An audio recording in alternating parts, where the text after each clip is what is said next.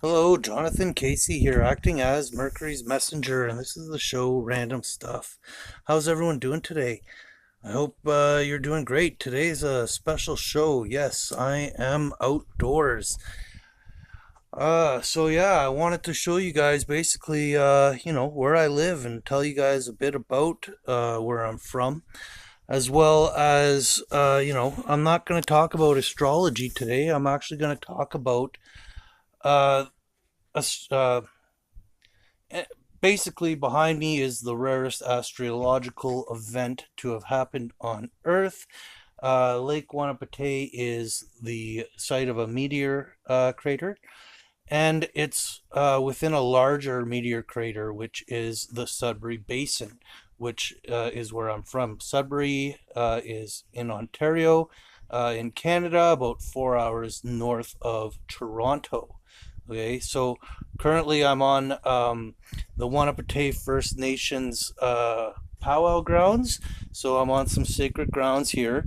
This is where they would do their yearly powwow gathering, and behind that is the lake. That's Lake Wanapitei.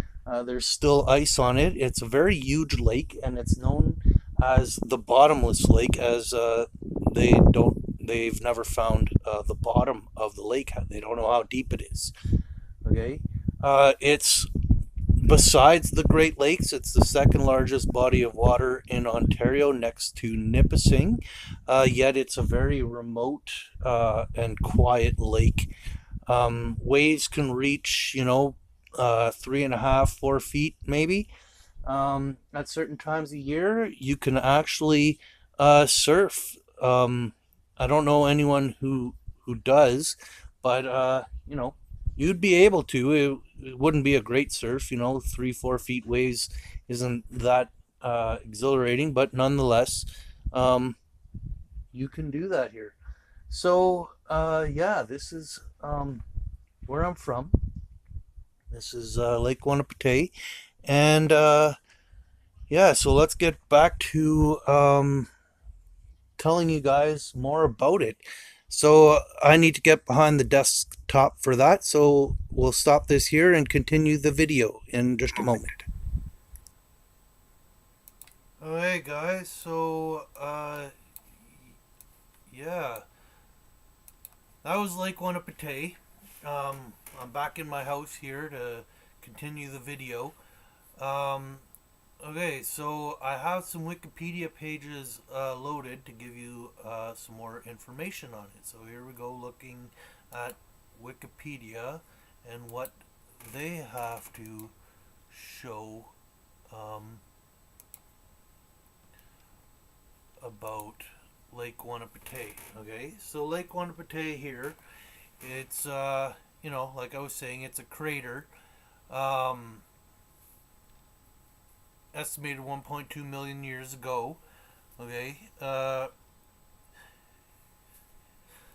here's basically the information I wanted. Remarkably, it lies on the eastern edge of a much older, larger Sudbury structure. What they mean by structure here is a larger crater from a past impact site. Okay, so yeah. Um, and here is the Sudbury Basin. Some details on this. It's 1.85 billion years ago. It's the third largest impact crater on Earth, as well as one of the oldest. Okay.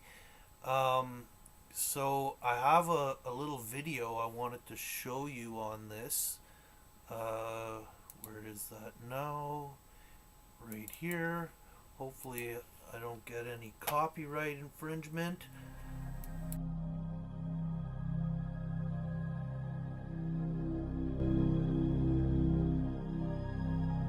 1.85 billion years ago, there was no continent of North America.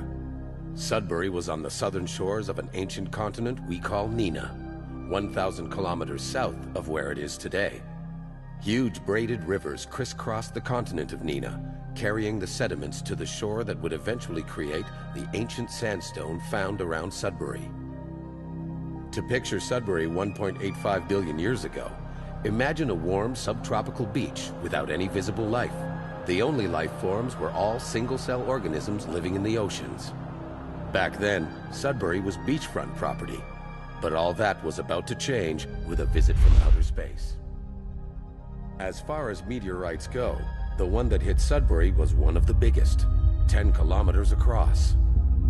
Unlike most geological events, a meteor impact creates huge changes in a very short time period.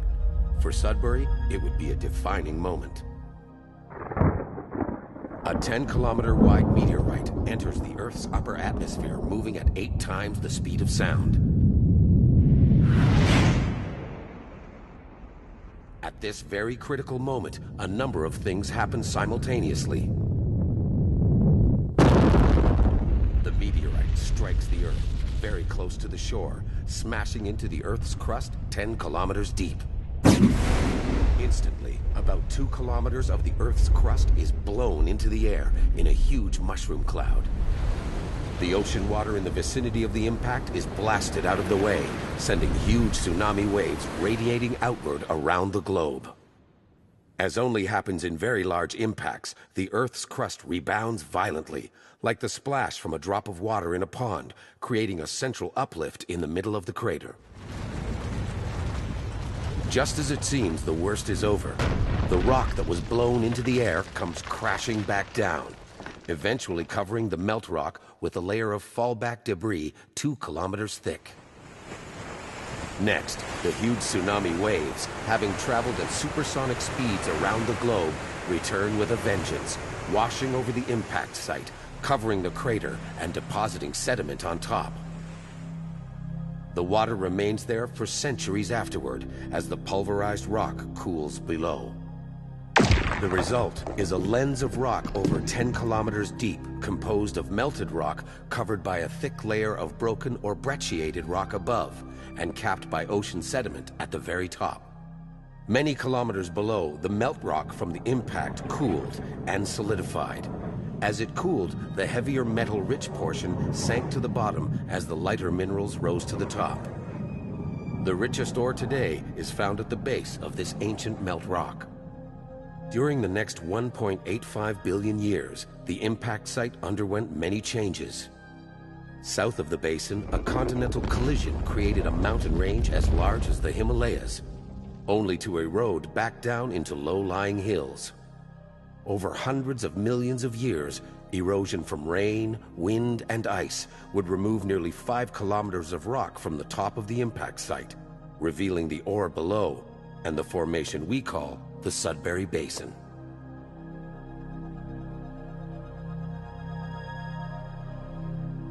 Okay, so, oops.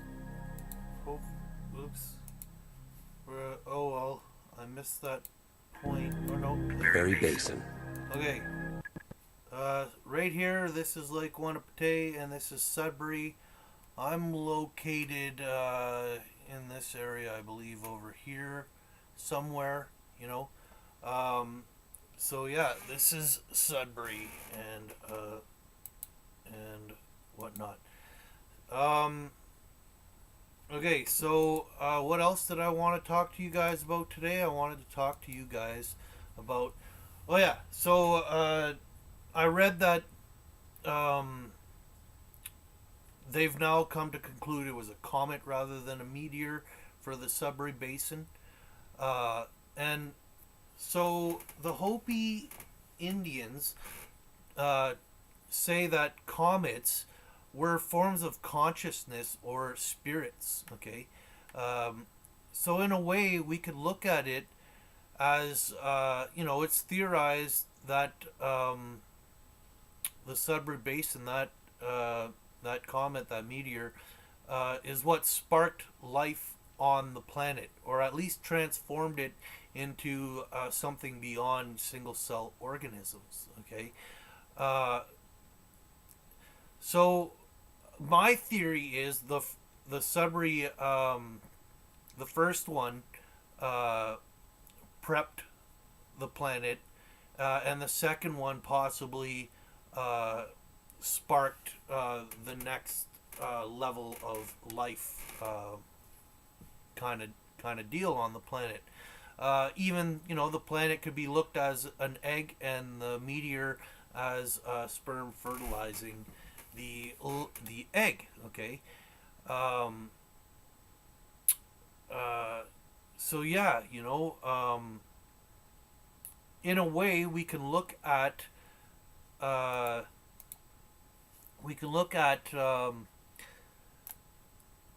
this as being kind of like where was I wanting to go? I kind of lost track here for a second. Um, Meteors, yeah. So Sudbury is a nickel mining town, one of the largest nickel deposits on Earth, and basically that nickel that we're mining, as well as the other precious metals, are remnants of that astrological event, of those astrological events, and we're mining that out. Okay, and so as the Hopis suggested, it was spirit. Um, in a way, we're possibly mining the spirit of life. And what have we been doing with those metals? Well, the weapons of World War One and Two were made from the metals here. These metals were even being sold to Germany, who then Canadians were being killed by our own metals. Okay, I've also been told that the metals for the Twin Towers came from Sudbury, for the beams, and the Hadron Collider. A lot of the metals come from Sudbury. So we've been using this spirit of life possibly to uh, bring death across the planet. We're misusing this spirit of life. Okay, and so Sudbury is known as the Rainbow District. Okay, and I feel like there's no coincidence. There's a heavy Mason presence in Sudbury, as well as some interesting landmarks. But you know, as well as a new mine we're developing, which is named the Ring of Fire. That just has to me a controversial uh, ring to it. Anyhow, yeah. So Sudbury's known as the Rainbow District, and this area um, has a mythological creature known as Mishipishu, which is a lynx serpent. Okay, so here we are, the lynx serpent. Some information about it here. Um, so it's known to protect the Great Lake regions, including Lake Wanapitei, where I'm located. Um, it's a mythological creature, and the Nana Bozo culture, their creation legend refers to there being whole communities of water lynx. Okay, this water lynx or lynx serpent makes me think of the jaguar serpent of the Mayan or Aztec culture, or the rainbow serpent in Australia. Okay, the rainbow serpent is also protecting the water, or is about a main river that dries up in a certain part of the year, uh, and it fills and brings life at a certain part of the year, and death when it drains, right? So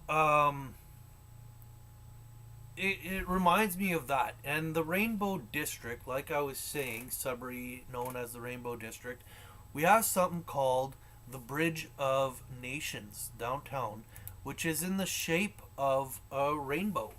And on this Bridge of Nations, we have all the flags of all the more colonial Western countries. Like Syria's flag would not be involved in there. But to me, what it is it's a tribute to basically saying that all the countries of the world support the extraction of this spirit from our soils. Now, a lot of people in my hometown might not like what I'm saying here, but I look at reality in a metaphysical sense. Tesla said if you want to understand the secrets of the universe, you got to think in terms of physics. To me, everything is energy, and we're experiencing uh, a physical life, but this physical life is really an illusion to teach us knowledge. Okay, I feel like we're here to understand the universe, and to understand it, we must enter inside it, and witness its possible destruction, in order for the metaphysical evolution to uh, move beyond possibly this plane of existence, uh, with uh, with the knowledge of understanding our repercussions. Okay, um, that's kind of off target of where I was basically wanting to talk about. I just kind of wanted to introduce you to where I'm from, some theories I have about where I'm from here, um, sharing with you some cultural information as well that kind of ties into this sort of stuff. And yeah, I'm proud of where I'm from. I I think I think I'm very lucky to possibly be living on the shores of where life possibly began. Um, once an ocean, now a big lake. Uh, Still a great view. And yeah, so that's my video for today. Thanks for joining me. See you guys all again soon. Thanks to my subscribers. Take care. Bye now.